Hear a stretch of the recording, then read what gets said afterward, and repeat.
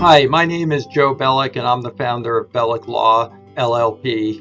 We are proud sponsors of the Mesothelioma Research Foundation. We have been honored to do this work for 25 years, representing people with mesothelioma and their families. And part of our commitment to our clients is to give back and sponsor research and advocacy efforts and engagement across the mesothelioma community.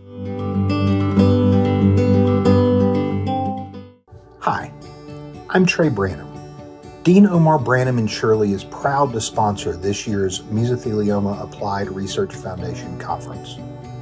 The 34 lawyers at Dobbs have more than 400 collective years providing legal representation to victims of this insidious cancer.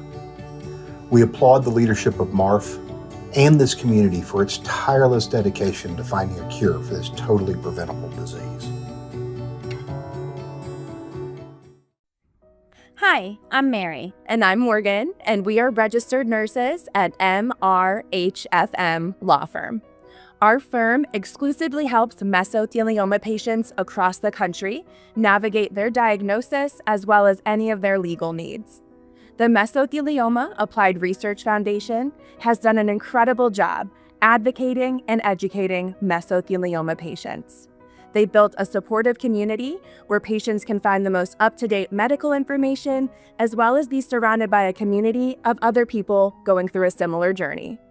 MRHFM is honored to continue our support of their mission and to be a part of the advocacy and awareness they bring to mesothelioma cancer.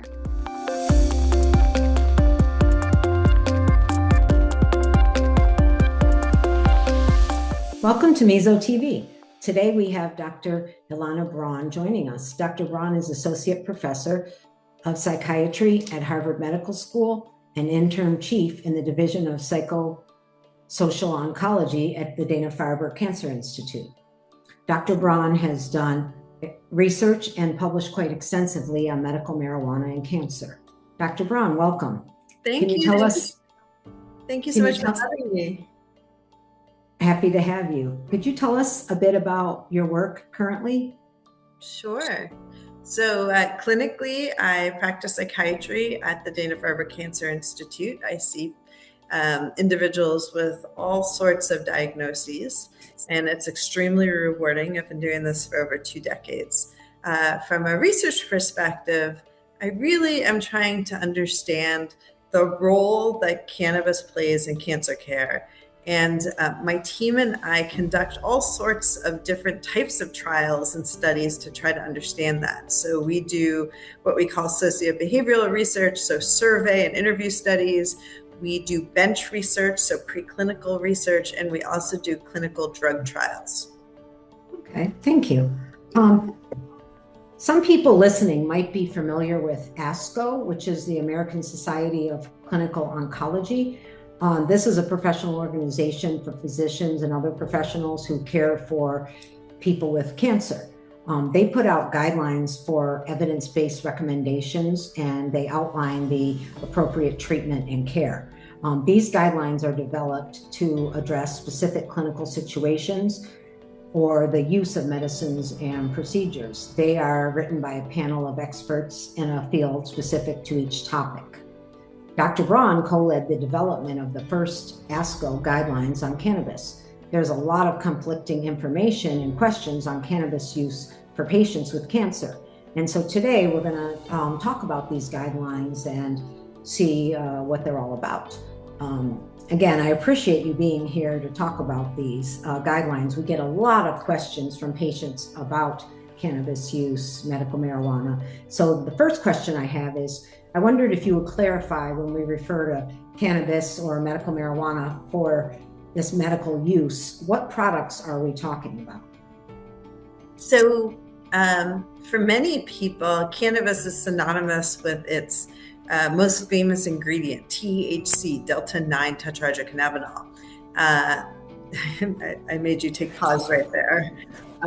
But because cannabis products are herbally derived, they often are not one single ingredient like THC. There are actually hundreds of active ingredients, including dozens of phytocannabinoids like THC, dozens of them, and as well as other types of ingredients, including phenols and terpenes. And terpenes are what confer the characteristic scent of cannabis. But what is important to understand is that all these bioactive ingredients don't work independently. They work through complicated interactions that can be inhibitory towards one another or even synergistic, helping each other work even better. And so we can't take evidence from studies just of THC to understand what a cannabis product will do, because the cannabis product has so many active ingredients that are all working together. I also want to mention that in addition to THC, there is another prominent ingredient in many cannabis products, which is called cannabidiol, CBD, and it does not have the same profile as THC, but it is also bioactive and has effects in the brain and body. So today we're going to focus on the medical marijuana or cannabis. I'm not sure which is the appropriate word to use. Which one would you prefer I use? I like to use the word cannabis because marijuana has like xenophobic antecedents. Like it grows out of a political movement. Okay. So I just use cannabis. Okay. So today we're focusing on cannabis for side effect management and quality of life for cancer treatment and symptoms. And the first thing I wanted to ask was nausea that medications are not controlling, medications that are prescribed from the doctor. So patients who continue to experience nausea even with their medications, do the guidelines show, these ASCO guidelines show that, or have there been studies that show that cannabis can help at all? Yes.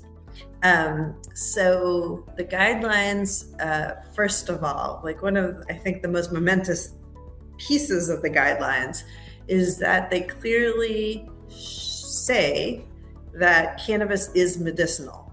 And these guidelines were put out by the largest oncologic professional organization, I think, in the world, 50,000 oncologists. So to have an organization of 50,000 oncologists say that cannabis is medicinal is not a small thing. Right. And this is where they say they are medicinal. There isn't a lot of research, but there is enough high quality research to suggest that cannabis can be helpful for patients who are experiencing chemotherapy-induced nausea and vomiting when the typical medications they use to prevent this symptom aren't working well enough. So not as first line, but actually when a collection of other drugs are not working well enough.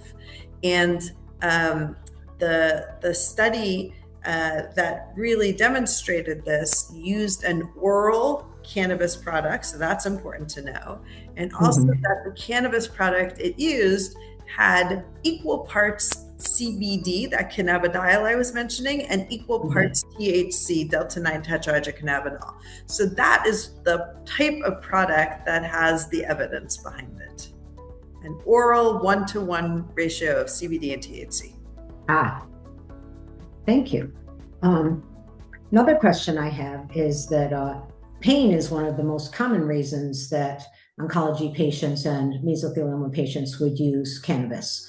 From what I understand, the guideline reviewed the best available evidence and they couldn't find any clear benefit for cancer pain specifically. What is that true? Did I read that correctly? Because I'm not sure. And also, what would you say to a patient who says, but it's helping my pain? I certainly have many patients in my clinic who say, I use cannabis for pain and I feel better. And I suspect you too here, in your mesothelioma work. And when a patient says that to me, I'm pleased that they're feeling better. And I think of a body of literature outside of oncology, a body of pain literature that suggests that cannabis is effective for a wide variety of other types of pain, non-cancer pain. There's maybe 10, a dozen high quality clinical drug trials with cannabis products. that show largely positive results, meaning cannabis is helpful in these studies for different types of pain, post-surgical, neuropathic, et cetera, et cetera. And so when a patient tells me that their pain is improved, I think about that body of literature and think that unfortunately you should have a get out of jail free card when you have cancer for any other type of pain. But unfortunately, cancer patients can also have non-cancer pain. Good point. Thank you. My next question is about appetite and weight loss.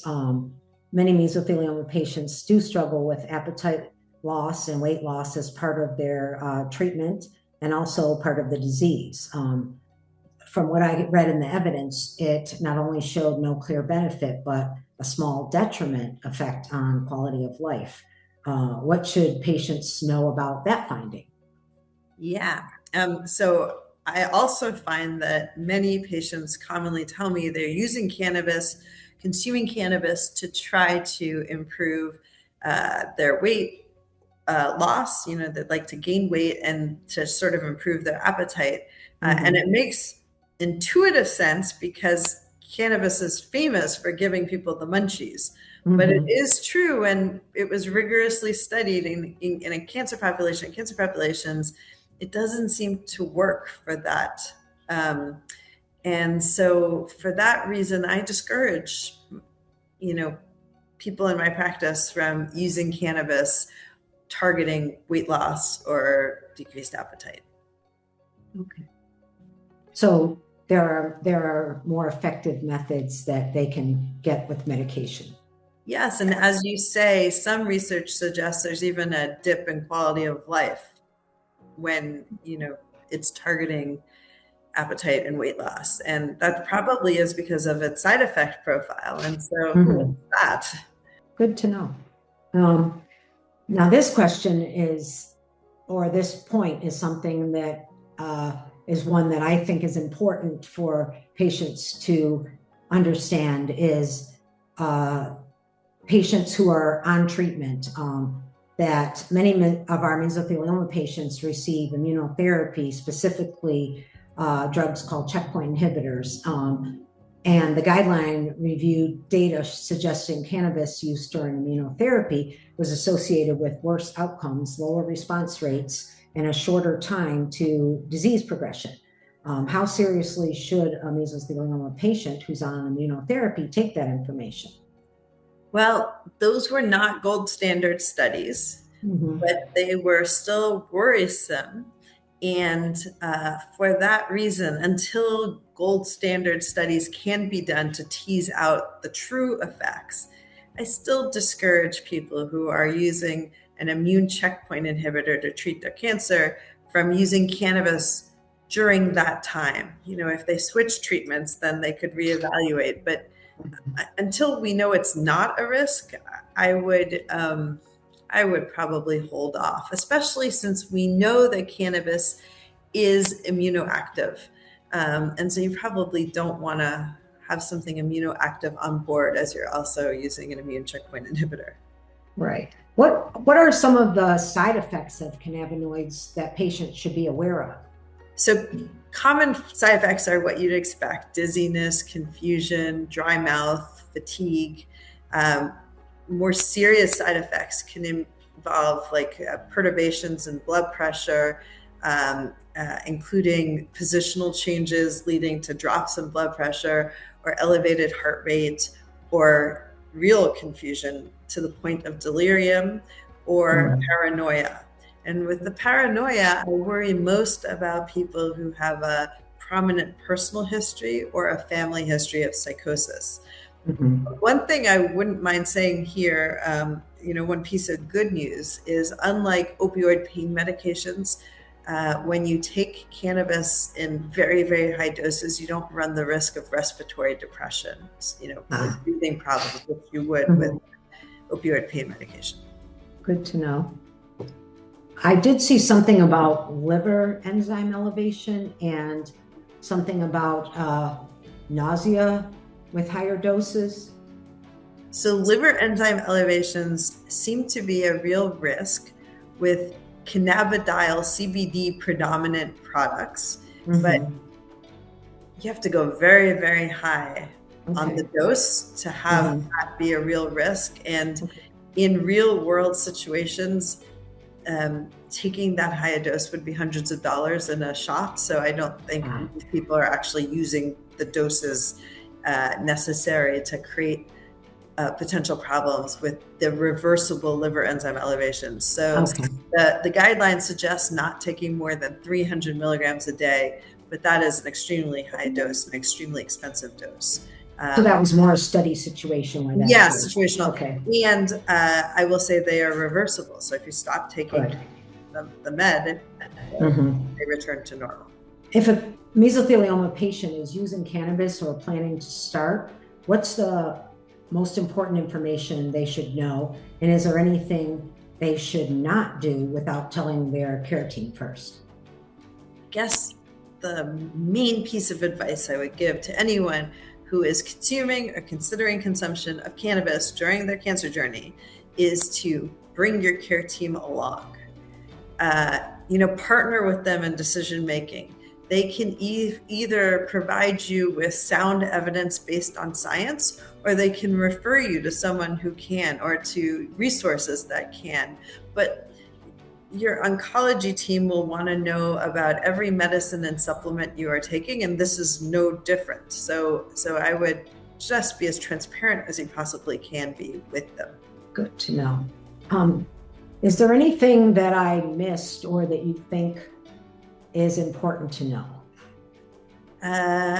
Well, I guess the only thing I might say now, the timely thing I might say now, is that an executive order was just signed to reschedule cannabis in a fast-tracked fashion from Schedule 1, to Schedule 3. So what does that mean? Schedule 1 means that cannabis has no medical utility and a high potential for abuse. It's held that designation since the 1970s. And to put that in perspective, since the 1970s, cocaine has held a Schedule 2 status, meaning this law, the Controlled Substance Act, viewed cannabis as more dangerous than cocaine. So the Schedule 3 status will not make it federally legal. It will remain federally illegal, but it will ease restrictions on cannabis research so that researchers like myself and my team will have an easier time trying to ask the important questions that adults with cancer would want to know in terms of using cannabis during cancer. So we'll be able to ask questions about whether or not it has utility for common reasons that adults with cancer consume cannabis, and we will be able to compare different routes of administration to see what is optimal, whether it's best to vaporize it or combust it or take it orally or sublingually, etc. So I think that we will be seeing much more research coming down the pike in this arena soon. Well, that's great news. That's one of the things that's been holding back some of the important research, hasn't it? Was access to it. So that's great. Well, we thank you so much, Dr. Braun, for your time and all your expertise and for working on those guidelines. I think with the ASCO guidelines, it's a big help to practitioners who don't know where to start or where to look. And I think that's important. So we thank you so much. Oh, thank you so much for having me. It's been a joy. Thank you.